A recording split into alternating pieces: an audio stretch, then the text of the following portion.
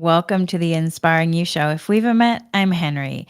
This is a mindful talk about the hidden wisdom of envy, a pathway to emotional clarity. So, we are going to be doing a series on the hidden wisdom of emotions. Last week, we focused on apathy. This week is envy. Envy, an emotion often dismissed as negative or even shameful, is in reality a profound teacher. When explored with curiosity, mindfulness, the understanding also of energy work, and the wisdom of emotions, envy reveals valuable insights about our desires, values, and unmet needs. In a world that often stigmatizes emotions, envy stands as a misunderstood guide to deeper self awareness and personal growth. Let's journey into the hidden wisdom of envy and discover how this powerful emotion can illuminate pathways to emotional clarity, empowerment, and authentic living. So, as I said, envy is often misunderstood, labeled as negative or even sinful. Yet it holds a wealth of wisdom for those willing to explore its depths. So, in this episode, we're going to uncover the hidden gifts of envy, how it can serve as a powerful emotional guide. Envy, like all emotions, is part of our internal guidance system, designed to bring our attention to areas where we feel disconnected from resources, recognition, or opportunities. So let's journey into the energy of envy and discover how to work with it mindfully to foster self awareness, growth, and emotional clarity. So, rethinking envy from shame to insight. Envy, along with its counterpart, jealousy, has long been cast in a negative light. Historically labeled as a sin and culturally discouraged, envy is often pushed into the shadows.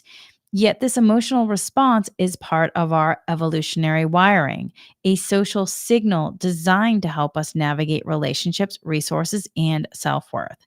So, I went to Catholic school for 12 years, and I remember in religion class how when oftentimes we had nuns or sisters, as we call them, they would be teaching religion class, or sometimes the priest would come in and teach, and they would talk about the deadly sins and envy being one of them. I will say, as a child, sometimes it felt really scary with how they talked about the deadly sins.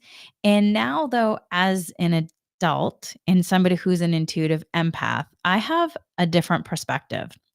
And, I also have a different realization and understanding from studying history and from just also studying a lot of different things from trauma informed practices and other things.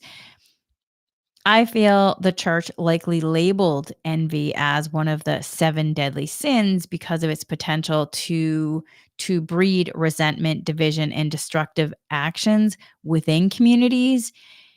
Envy, when unchecked, can lead to feelings of bitterness, comparison, and even hostility towards others, which contradicts the values of love, compassion, and unity that many spiritual traditions promote.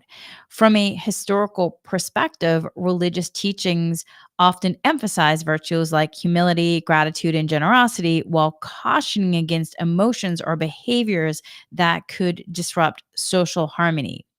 Envy, by its nature, focuses on lack, on what one doesn't have, rather than on gratitude for what is already present.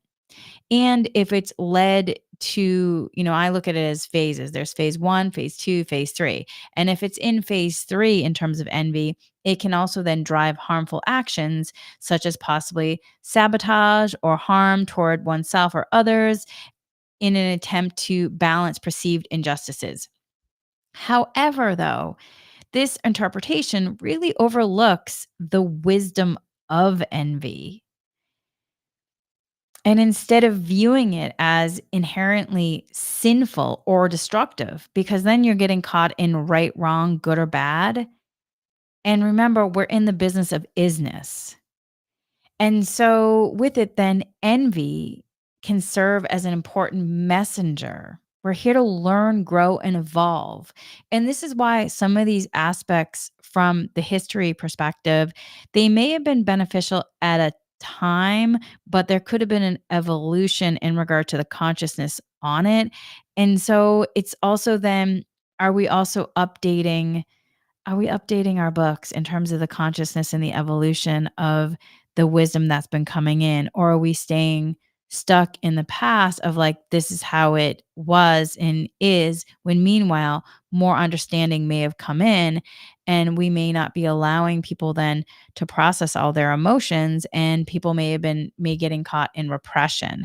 So with that, then, envy can serve as an important messenger, showing us where we feel unfulfilled, what we long for, and where we might need to cultivate self worth, empowerment, or a sense of abundance.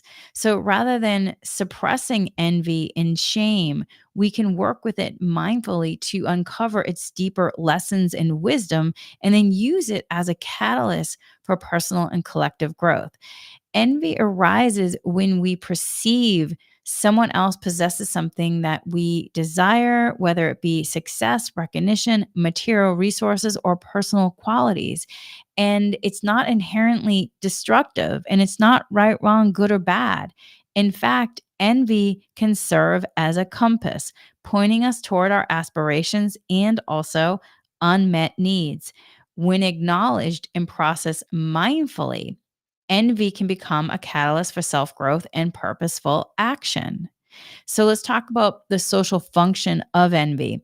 As social beings, humans rely on emotions like envy to monitor fairness, equity, and social standing within communities.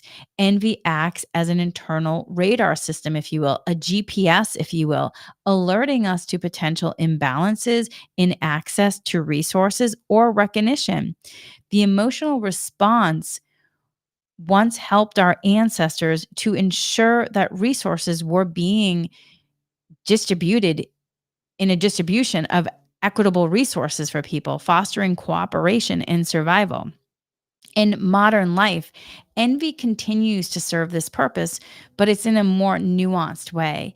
It might show up as discomfort when a colleague receives recognition for the work you contributed to, or as a longing when you see someone embodying a quality or lifestyle that is calling to you, or you feel inspired by.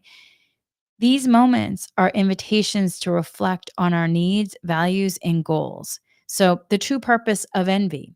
Envy is often associated at times with inadequacy, resentment, jealousy, could be even greed, but its core function is rooted in social and emotional intelligence. This emotion arises when we perceive a lack in ourselves compared to others. It signals unmet needs and unfulfilled desires, offering an invitation to reflect, learn, and take aligned, inspiring action. We are here to learn, grow, and evolve. So, envy is not inherently negative per se. It becomes problematic only when ignored or suppressed. So, when envy flows naturally, it can foster admiration, motivation, inspiration, insight into what we truly value. However, when dismissed or buried, repressed, oppressed, suppressed, it may manifest into bitterness, criticism, and compulsive comparison. So, this wisdom of envy lies in its ability to highlight what we long for and the steps we can take to create a more fulfilling life. So, here are then the gifts of envy. When approached with mindfulness and the understanding, also from looking at it from an energy perspective, from what is the wisdom of envy? Envy reveals profound wisdom and gifts. One, clarity of desires. Envy highlights what we genuinely value, whether it's success, creativity, connection, freedom, and also, then it brings in motivational energy. The emotional intensity of envy can inspire us to set goals and take aligned, inspiring action. And then it also brings in self awareness. Envy helps us to identify beliefs related to self worth, scarcity, and personal potential. And then also, the wisdom and the gift of envy is advocacy for fairness. Envy's presence in social contexts can signal systematic inequalities, promoting and prompting inspiring action towards justice and inclusion. So then also let's look at envy versus jealousy in understanding the discernment and the distinction. While envy and jealousy are often used interchangeably, they serve distinct emotional functions. Envy focuses on what we lack and desire, often in relation to someone else's possessions or qualities. In contrast, jealousy arises when we feel a valued relationship is threatened by a third party. So, recognizing this difference allows us to respond to each emotion with greater precision and self awareness. And again, it's not right, wrong, good, or bad. There's an isness and there's wisdom to your emotions. And so learning how to work with your emotions can be really transformational. Okay, so where envy lives in the body. Emotions are not confined to the mind, they manifest in the body, often as physical sensations. So, envy can present as tightness in the chest, a sinking feeling in the stomach, or tension in the jaw. These bodily cues, sensations may stem from present life experiences. They could also be ancestral patterns. They could be from your maternal and paternal lineages that were handed down through the DNA or even past life imprints or something from the collective. So the body signals often offer a gateway to deeper understanding if we learn to listen. The body holds the emotional signatures, the vibrational frequency signatures, offering us valuable insights into our relationship with security, belonging, and self worth. So, here are the phases of emotional embodiment. Emotions often move through different phases of embodiment with varying intensity levels. Understanding these phases can help us recognize when to address the emotion before it intensifies. Because oftentimes we can just ignore it and then it goes from one phase to the next to the next. So, phase one is light embodiment. This this is when the emotion is subtle, like a whisper. It might feel like a slight discomfort, restlessness, or a gentle curiosity. This is actually the ideal time to really acknowledge and work with the emotion mindfully because it's in phase 1. It's in light embodiment. Whereas and that's really light like if you were to get, you know, if you think about if you drink coffee, how when you're getting a light coffee, as opposed if you're getting like an intense embodiment of a coffee bean, it's just lighter in body. Phase two is moderate embodiment. So moderate embodiment, and so this is when the emotion just gains strength and becomes more noticeable.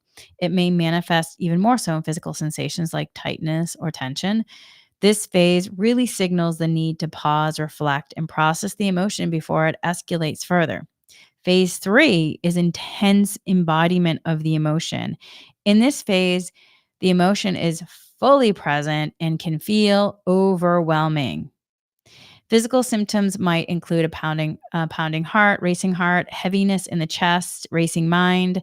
If ignored, emotions at this stage may drive reactive behaviors or become even more so entangled with other suppressed emotions.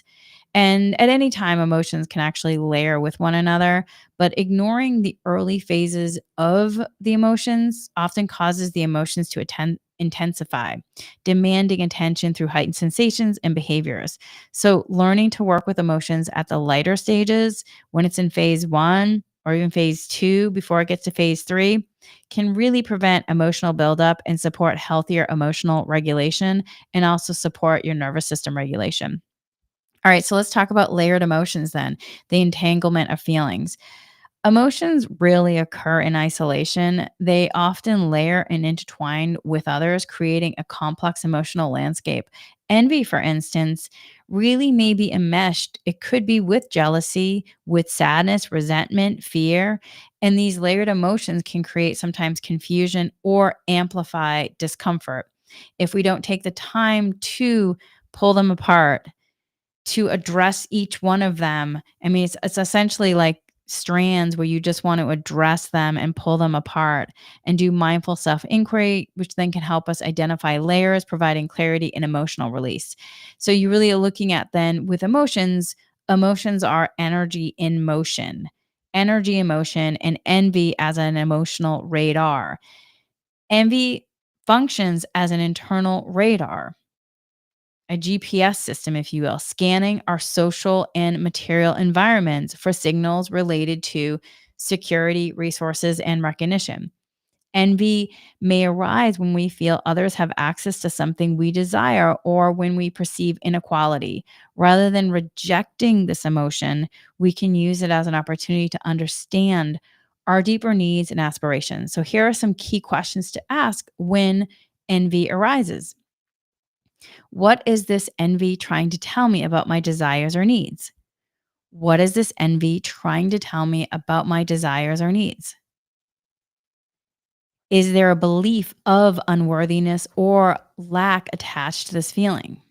Is there a belief of unworthiness or lack attached to this feeling? What steps can I take to move toward the qualities or experiences in regard to envy and processing it?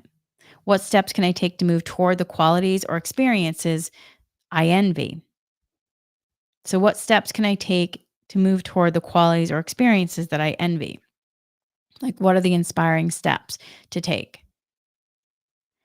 How can I celebrate others' success while honoring my own journey? How can I celebrate others' success while honoring my own journey? So, those are some questions that you can ask when envy arises.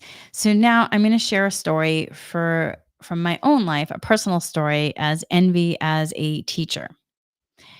So, growing up, I unconsciously learned or maybe remembered from past lives as a survival mechanism to dim my light to avoid triggering the envy or jealousy of others.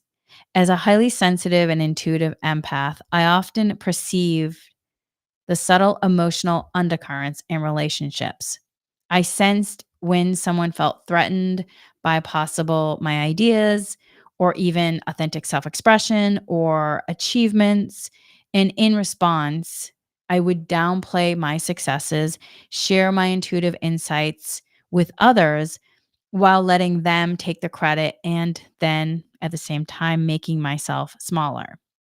So this pattern was not merely personal, it was layered with generational and collective trauma, as well as learned aspects from past lives when things happened in past lives. I came into this life with soul memories of persecution from standing in my light truth.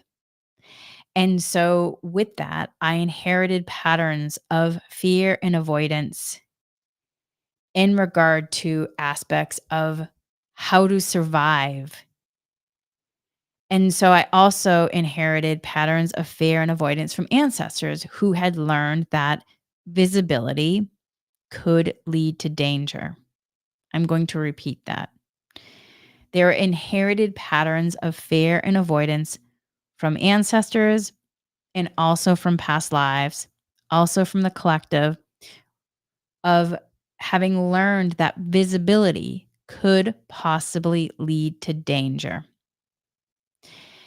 And so within this, we're here to learn, grow, and evolve. And our relationship with ourselves, others, and the world garner us opportunities to support that.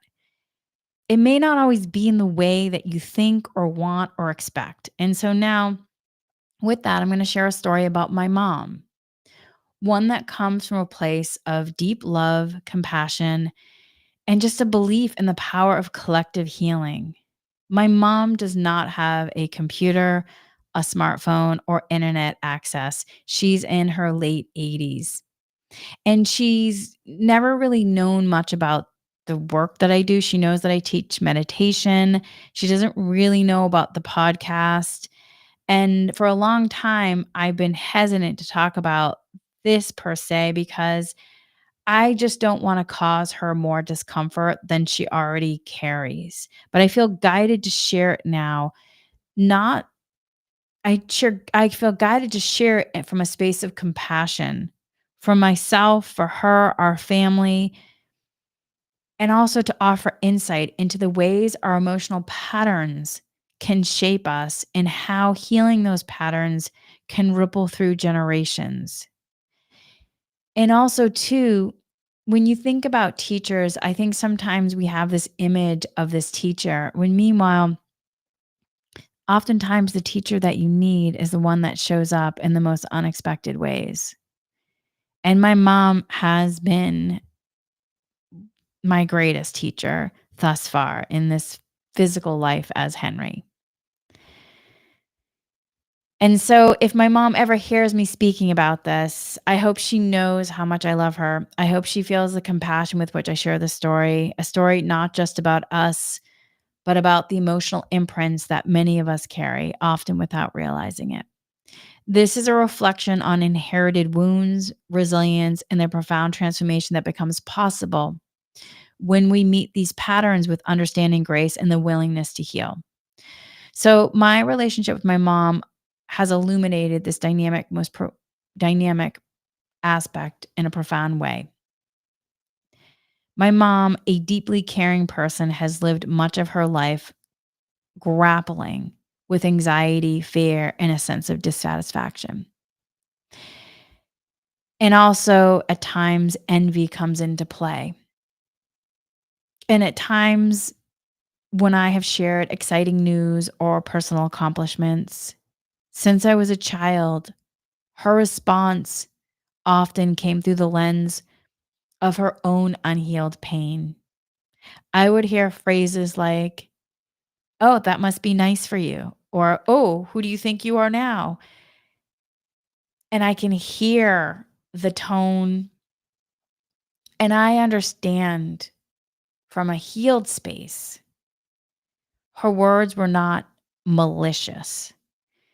They were expressions of her own longing and unresolved emotions.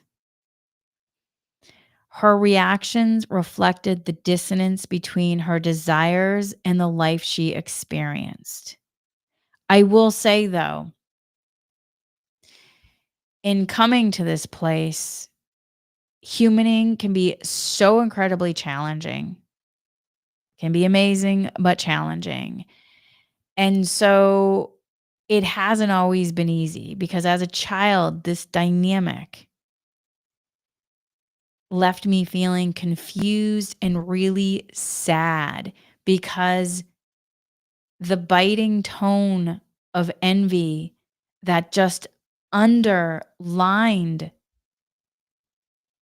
the "who do you think you are now?" or "that must be nice for you" was just so filled with this pain and hurt, and it confused me and saddened me. I yearned to share my joy with my mom to celebrate together. Yet I learned to withhold my enthusiasm, fearing that my happiness might trigger her discomfort.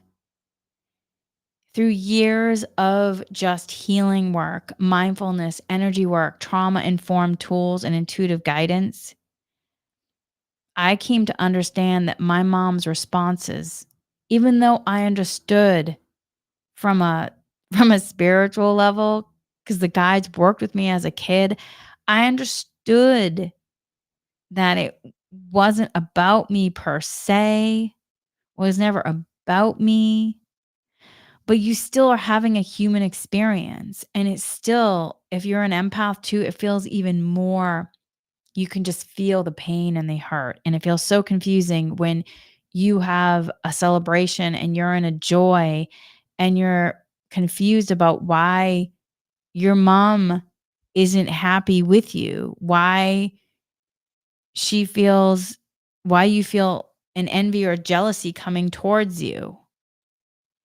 It was so incredibly confusing. But through all the healing work, I just came to really understand my mom's responses were never about me. And even though, again, the guides told me when I was young, you still have to process the emotions. You still have to process, like, what is happening here in this present life and any time that happened in a past life that's possibly coming up, or anything that happened in regard to generational trauma that needs being called to be healed, or anything from the collective, because we're multidimensional. So there's many aspects that can come into play. And so the realization in the end of, you know, what happened in regard to my mom's responses were never about me. They were manifestations of her own unmet needs and the societal conditioning that taught her to view others' success through the lens of scarcity.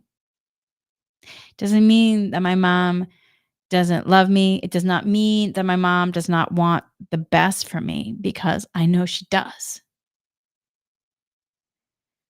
It's just her unhealed trauma.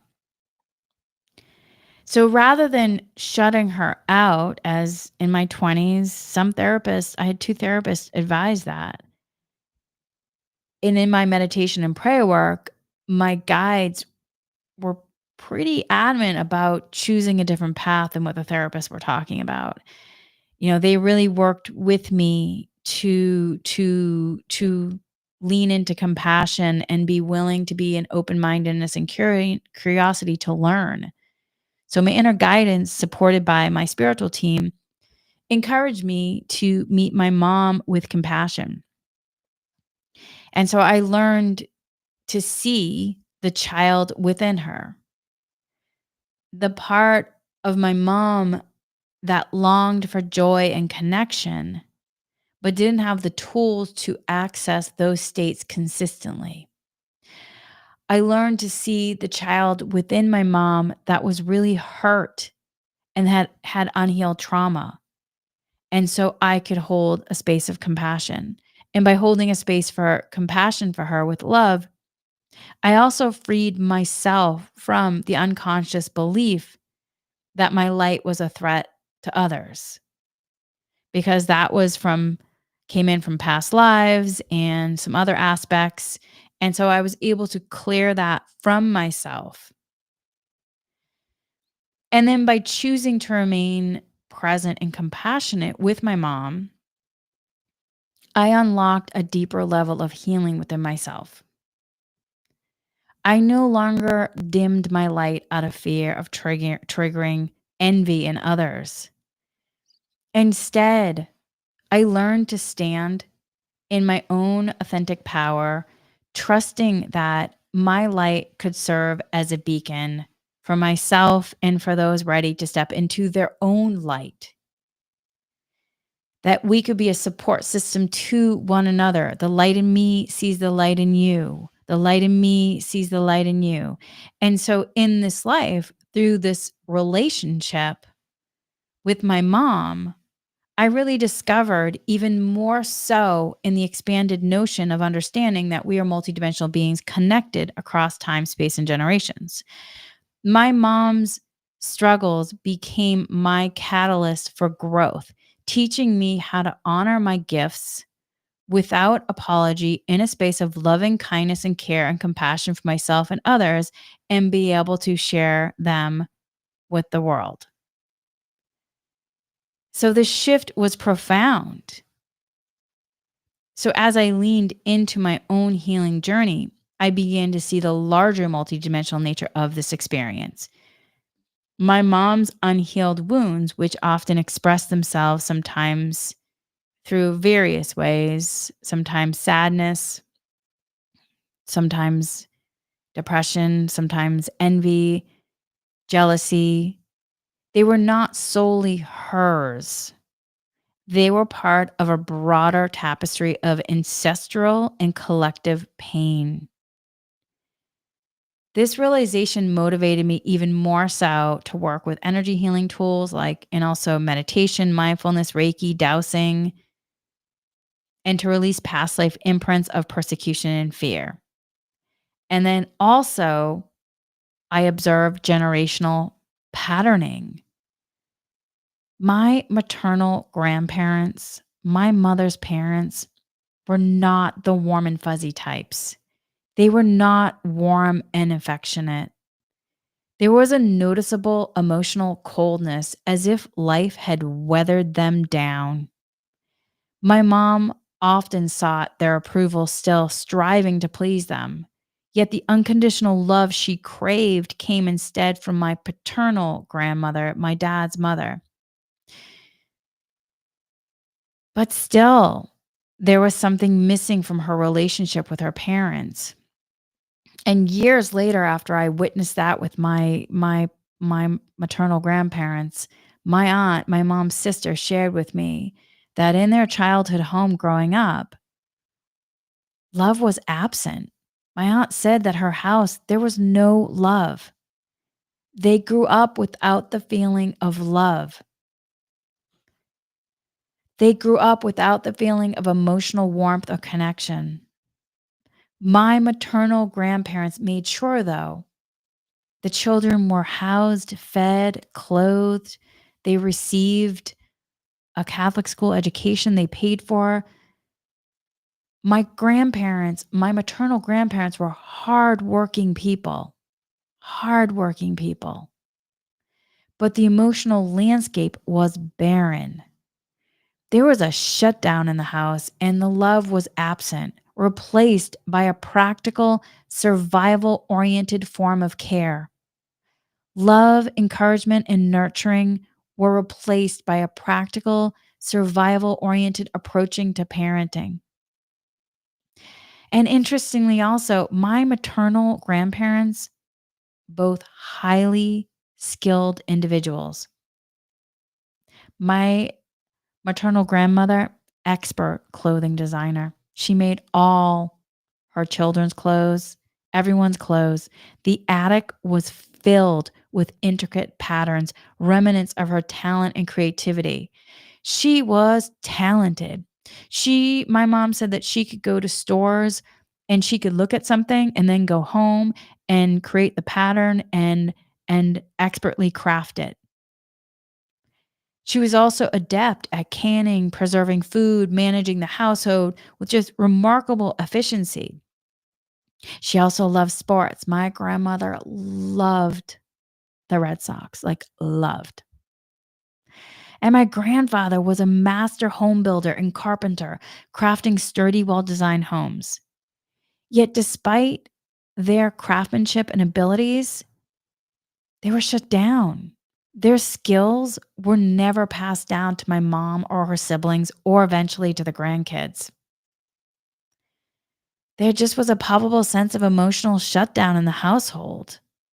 There was generational trauma, a generational disconnect that prevented the transmission of not only practical skills, which I'd love to have some of those skills. When I sometimes go on social media and I see people redoing their homes, I'm like, man, that's amazing.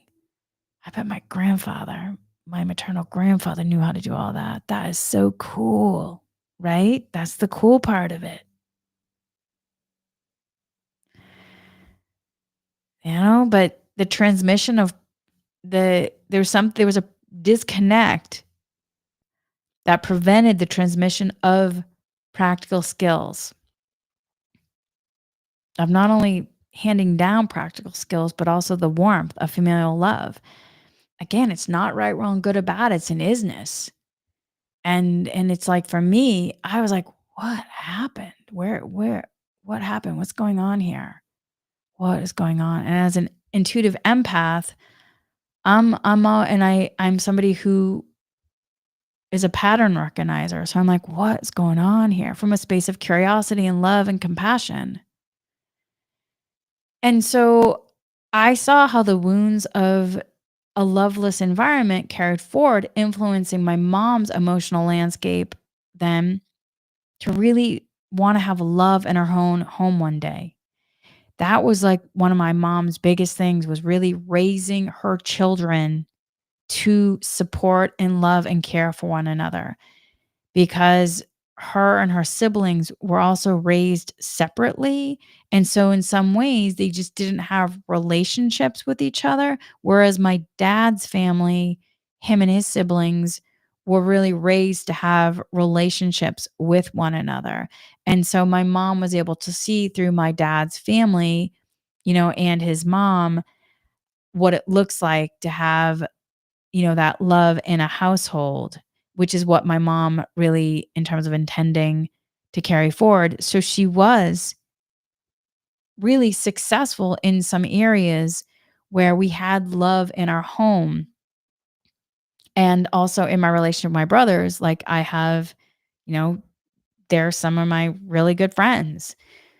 So we had love in our home, yet also, though, we had unprocessed wounds from my mom's own childhood. My dad has stuff too, but this is we're focusing on this story. So, and again, we all have things. We have things from past lives, present life. Like we're here to learn, grow, and evolve. Like I have things too. I have things that came in from past lives that my mom had to figure out how to work with, right? So we all have things, and it's learning how to learn from one another and grow. So with it, then the wounds that of this emotionally distant environment that carried forward, shaping my mom's emotional landscape. So my mom made a vow to have love in her home one day, and she did. We had love, laughter, moments of genuine connection and care. My mom is an incredibly thoughtful, kind, funny, smart, and she can do my mom is so smart. She can do math in her head, like, she's amazing. She has so many talents, and she inherited the design aspect from her mother, from my grandmother. She's so talented in designing spaces, decorating for holidays with creativity and flair, beautiful singing voice.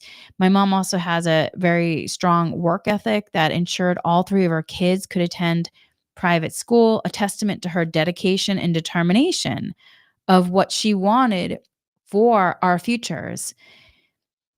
And I'm so grateful for all of that. And yet, beneath all of this, there were still unprocessed wounds from her own childhood that would surface. And so her struggles with unchecked emotions often led her into periods of deep sadness. And these episodes cast a shadow over the household. We would shift into help mom out of the darkness mode, collectively trying to lift her spirits. But no matter how much we loved her, we couldn't fix what wasn't ours to fix. And when you are a young child, I have memories of trying to help my mom as young as like 4 and 5 years old, trying to lift her spirits. And it is, as an adult, I understand now, no matter how much we love someone, we can't fix what isn't ours to fix. But the emotional storms my mom experienced were really rooted in wounds only she could address. We all have free will. And, we also can support receiving help from practitioners. And those are things that my mom just has never been interested in. So we can receive as much help per se, yet ultimately every human is at a certain point responsible for their human. And this realization can be both heartbreaking and liberating because it can be really sad to understand. And I love my mom, and, you know, I love my mom. And I remember, I wish she could know that she's loved. It's really hard though when you have a level of woundedness that she's been in to understand and let yourself understand that you're loved. I remember reading this book some years ago called Adult Children of Emotionally Immature Parents: How to Heal from Distant Rejecting Parents by Lindsay Gibson. And This book describes how children of emotionally immature parents often grow up feeling emotionally neglected, dismissed, or even burdened with adult responsibilities. And the book talks about how, if you grew up with an emotionally immature parent, an emotionally immature, unavailable parent, you may have lingering feelings of loneliness, betrayal, or abandonment. You may recall your childhood as a time when your emotional needs were not met, when your feelings were dismissed, or when you took on adult levels of responsibility in an effort to compensate for your parents' behavior. These wounds can be healed and you can move forward in your life. So, reading this book and these words sparked several light bulbs for me. One, I realized my mom was emotionally immature, that it was her young self that would come up, and that many of our emotions were still childlike, with now a heaping of trauma layered in as well. And it really just helped me to bring even more compassion into the seeing of the situation. I also recognized patterns in my family dynamics that mirrored what was described in the book. My mom's emotional immaturity wasn't a character flaw, it was the result of her own unprocessed trauma and the emotional void she experienced growing up. And it is not like her parents, they weren't, it's not about being bad or good people. It's just they went through trauma and they shut down. And then they were doing the best they can in survival mode. And so that's why it's so important to take time to be like, what is happening? And let yourself process the emotions because it can affect generation to generation. I know oftentimes after something happens, like for instance, in Los Angeles, we just we went through the wildfires and it was, there's a lot of trauma. And a lot of people, though, wanted to get back to business as usual, which I understand, yet business is never going to be as usual again because we're in a new moment. And so you have to let yourself unpack and process the trauma. Otherwise, if you just repress it, at some point, it could create some sort of a, pattern program. It could create some sort of a barrier between you and connection. It could then be handed down to the next generation. And so for me, as somebody who's a highly sensitive, intuitive empath, I have spent years wondering what tools might truly help someone navigating these aspects or emotional overwhelm. How do we process emotions in a healthy way? How do we, for me as an empath, my first relationship really is like I can feel emotional emotions, I can feel vibrational frequencies. And then I can connect to the thoughts. Whereas some people say it's the thoughts and the emotions, that's just not the way for me. I feel vibrations, I feel frequencies. So, how do we break the cycles of inherited emotional patterns? These questions became a driving force in my personal and professional journey. Through the years of just mindfulness, energy work, intuitive guidance, I really, in the healing that I've done, I've come to understand that my mom's reactions were never truly about me.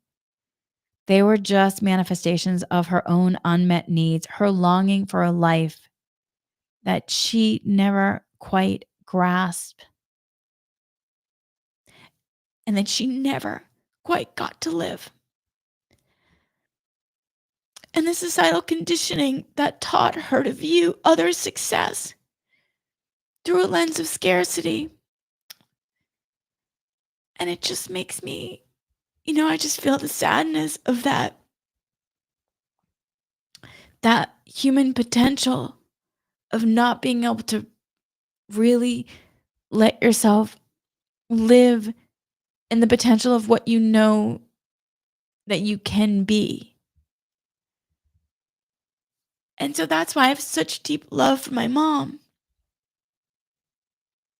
Not saying that it's not challenging at times, because it is. So, I knew that I was gonna have the tissues ready because I knew that on this episode that cue tears because even as I was deciding to talk about this earlier, I was crying. Whew. Okay, so what I learned, all right, y'all. Let me just take a moment to process the sadness and just to honor my mom. Okay, and I also sent some Reiki too. Okay.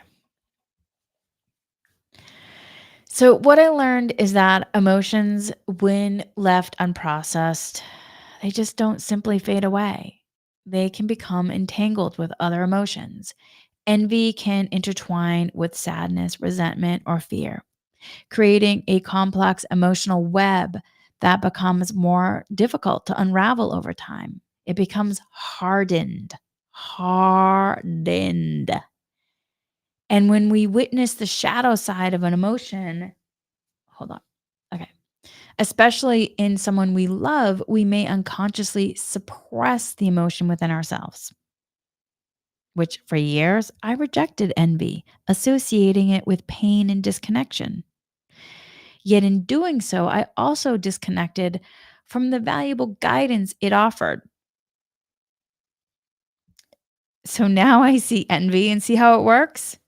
You could have a loved one or somebody that is in your life that is really showing up in a way with an emotion, and you then go completely the opposite way, but you could be then unconsciously suppressing that emotion. I now see envy as a teacher, a guidepost toward desires and unmet needs. By welcoming the wisdom of envy with compassion and loving kindness, I learned to stand in my authentic power, not from a place of defensiveness or fear, but from a space of compassionate understanding. I now trust that my light can serve as a supportive, compassionate reminder for myself and possibly a beacon for those ready to shine and lean in and shine their own light if they choose. Everybody has free will, right? So, through my relationship with my mom, I've been invited again and again and again to remember that we are multidimensional beings connected across time, space, and generations. Her struggles, like I mentioned before, became a catalyst for growth and healing, teaching me profound lessons about emotional resilience, wisdom of emotions, the power of presence, and the profound levels of consciousness. My relationship with my mom has been at times one of the saddest relationships and most challenging relationships to be in. Yet, her as a teacher has been the most profound teacher that I've ever had in this life as Henry, because the wisdom of humaning that I have learned through her. And I also understand that we can be in more than one emotion. The reality of how wisdom came forth and the peace of understanding and the processing the unlived experience of having more connection with my mom, that is so profound. And I also can have gratitude of that as well. I can have a deeper level of compassion also for how challenging humaning can be. And I know that we all want our kumbaya relationships that, wow, I feel so connected and heart connected. And that's a very nurturing relationship. And wow, we just are simpatico. This is amazing. Yeah, I have some of those relationships, and some there's been moments, sparks with my mom, but it's been more of really learning more about humaning in a whole nother way through our relationship. So that's why things aren't right, wrong, good or bad. There's an isness and there's a business to the isness. And sometimes the very thing that we need isn't actually on our vision board because the depth of it hasn't taken root in physical reality until that moment of recognition. So this experience has helped me access tools to heal not only the wounds from this lifetime, but also past life wounds of persecution and fear. I came to understand that these patterns are multidimensional, traveling with us through time until we choose to face, feel, and release them. And working with this dynamic with my mom allowed me to break the cycle of dimming my light and stepping into my soul's purpose with greater confidence and clarity, which also supports then healing the trauma in the maternal lineage in regard to disconnection. So, this is part then of the souls working together with the humans, breaking cycles and evolving. We're here to learn, grow, and evolve. So, then let's look at then a mindful process for working with envy. To harness the wisdom of envy, consider this step by step practice. One, pausing and grounding. When envy arises, resist the impulse to dismiss or suppress it. Pause, take 3 deep breaths, ground yourself in the present moment. The next part is locate the sensation. Close your eyes, scan your body. Where do you feel the envy? Is it heaviness, tightness, or restlessness? Identify and acknowledge the physical sensation without judgment. Inquire with compassion. Ask the emotion, what are you trying to tell me? What desire, need, or value is being highlighted here?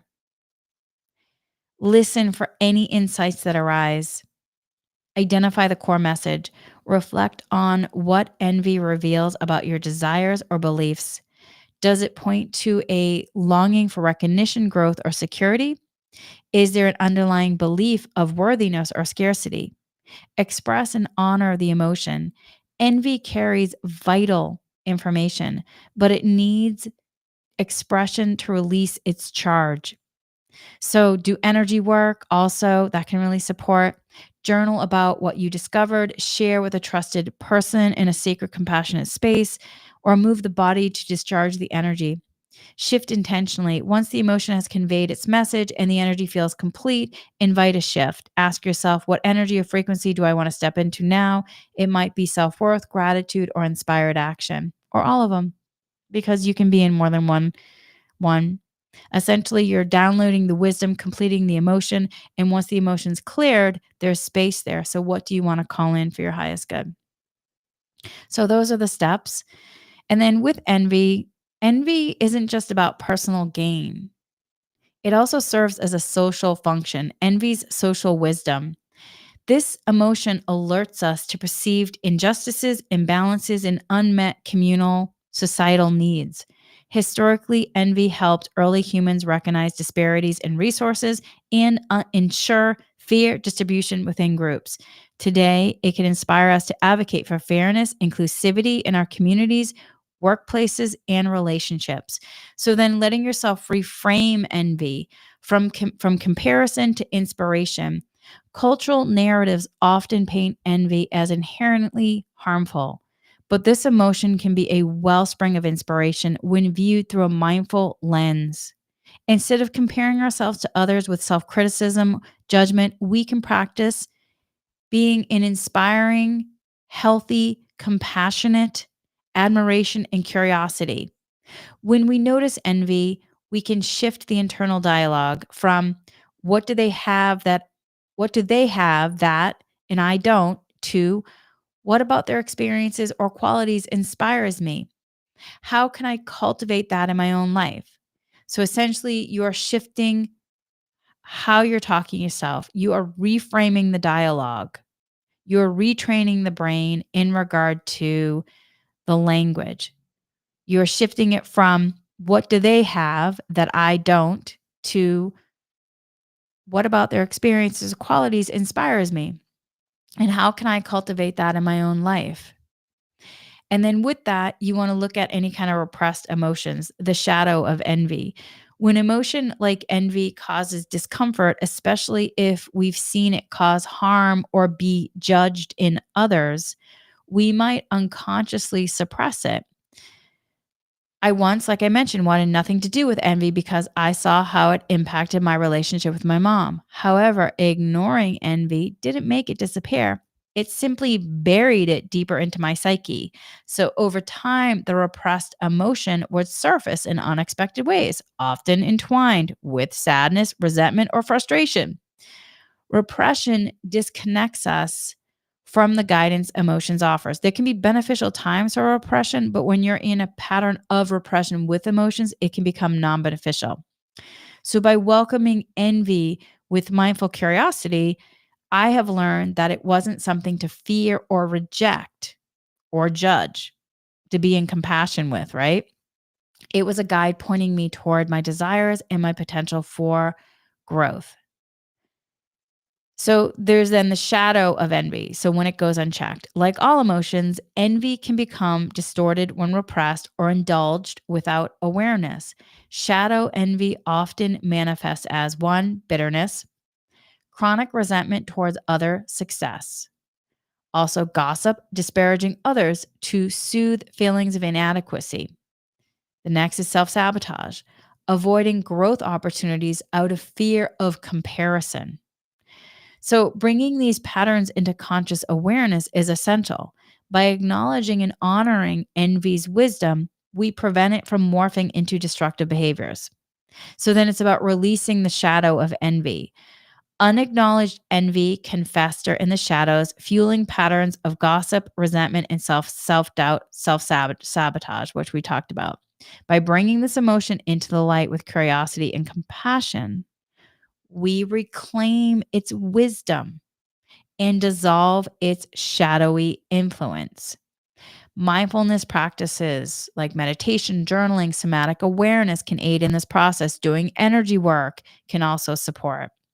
So, here is a mindfulness energy practice for releasing envy. Because remember, emotions are it's energetic frequencies, vibrational frequencies, and they're emotions. They want to motion out, but they might be stuck. So, one, settle into stillness. Sit comfortably, close your eyes, breathe deeply.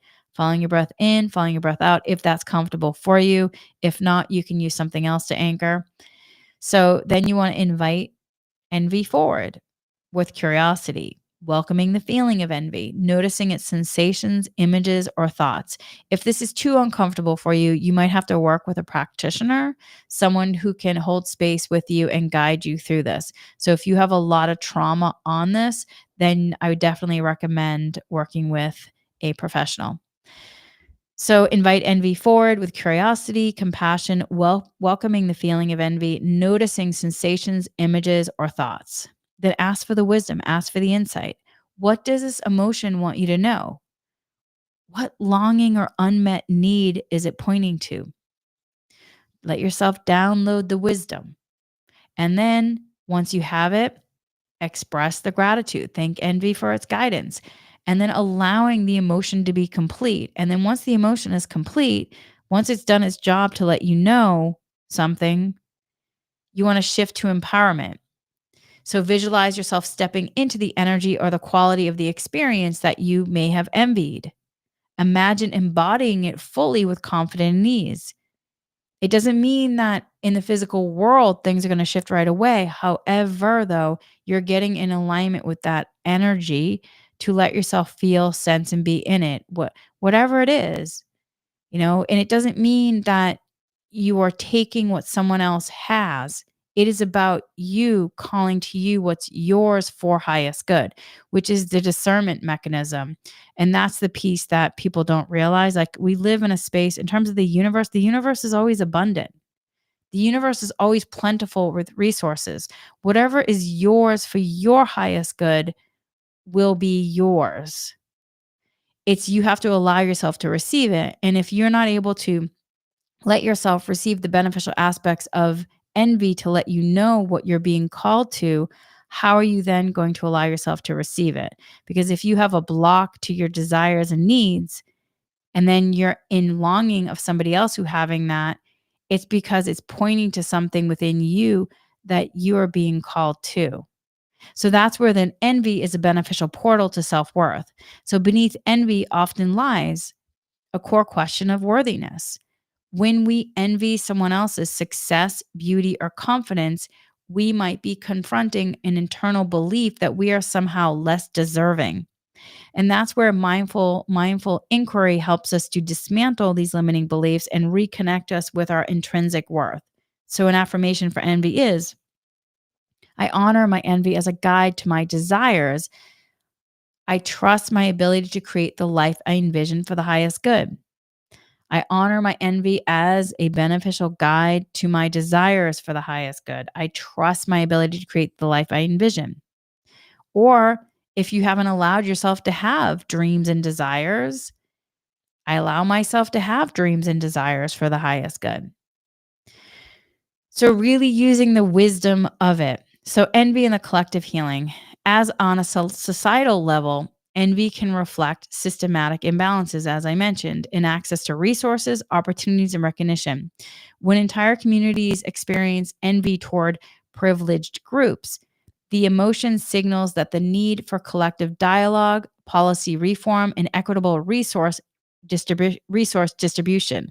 Envy in this context becomes a catalyst for societal and social justice and community healing. So then embracing the wisdom of envy. Envy is not the enemy. It is a guide to what we desire and value. By working with this emotion mindfully, and I mean mindfully, we transform its energy from comparison and scarcity into inspiration and empowerment. Envy, like all emotions, is a messenger. It points towards our longings, our challenges, our limiting beliefs, and invites us to take inspired action. By embracing these emotions with mindfulness, we transform it from a source of discomfort into a wellspring of insight, growth, and empowerment. So, my friends, next time envy stirs within you, take time to pause and listen. Its message may hold the key to your next step toward growth, fulfillment, and emotional clarity. Ask what it's trying to teach you about your desires, your worth, your path forward. And in that moment of curiosity, you might just discover the hidden wisdom that has been waiting to guide you all along. So, thank you, Envy, for your wisdom and your gifts. Thank you. Thank you. And with that, we are going to be complete. And I did send Reiki to this talk. If you wish to receive, you can receive Reiki by saying, "Yes, I like to receive Reiki for my highest good." If you don't, that's okay. Reiki always respects free will. And with that, I am just going to then break the links. So you can say this after me if this resonates as well. I asked to break the links with this talk. I asked to break the Reiki links, leaving only harmony and balance at either ends. I asked to clear any residual energies being held in my body as a result of these links. I ask that light fill all the voids, cells, rejuvenates, refreshes, revitalizes for the highest good with ease and grace. And so it is, my friends. And so it is. So that is it for today regarding emotions. If you have any questions, feel free to reach out. If you have anything to share, I would love to hear what you think and what you've learned as well, or any stories you'd like to share. And if you are in my Inspiring You Patreon group, we have been doing, last week we focused on emotions. And this week we are continuing our 28 days of meditation. And we did this weekend, we did do a dowsing energy session specifically regarding emotions. If you have not done that session, I definitely recommend, because I was obviously guiding it as a practitioner, but wow, I had a huge clearing not only that day, but then the last couple days, I have felt so much more grounded, and it felt like a huge clearing happened. Obviously I'm still clearing out some of the just some of the impact from going through the fires in LA, but I had a huge, I woke up the next day, I was like, wow, I feel great. So if you haven't done that dosing, I definitely recommend it. And we will continue doing this. I'm not sure what emotion will be next. I usually meditate and it just will come through. So we shall see next. And with that, though, let me know what you think. And that's it for now. Much, much love, my friends. Until soon, and have a beautiful day, and also stay inspired, my